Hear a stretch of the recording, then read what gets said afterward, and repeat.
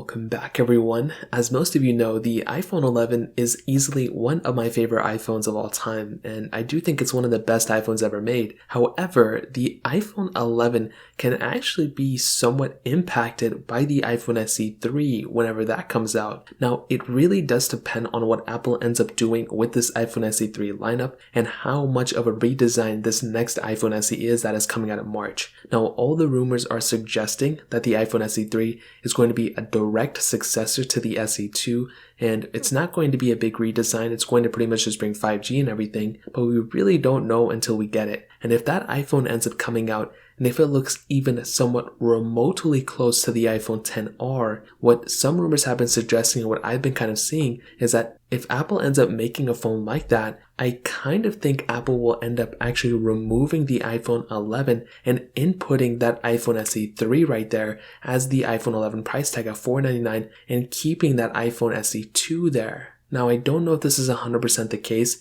I could see why some people would think this, but it could be, an example of what Apple could be doing in the future. If you think about it, there's only about 2 or 3 more generations of phones before Apple will start making their own budget tier lineup and completely removing the latest phones and the last generation phones from their lineup. So as some of you may know, Apple is still selling the iPhone 12 and 12 mini. Even though we have the 13 out, Apple's still selling the iPhone 11 series as well. So what's going to happen when the iPhone, 13? So what's going to happen when the iPhone 14 comes out? Well, based on previous history, we're probably still going to keep the iPhone 13s there, as well as probably the iPhone 12 and 12 mini. Well, Apple's going to end up removing that mini lineup at some point. So Apple's probably going to be just keeping that iPhone, 13, that iPhone 14, like the base models there. But then they're also going to have this Max model. It's going to get a little tricky. So I do think this is going to be the catalyst of what Apple could be doing in the future. Basically making their SE lineup more than just that base model phone. They're going to be making it a base model phone like the iPhone SE2,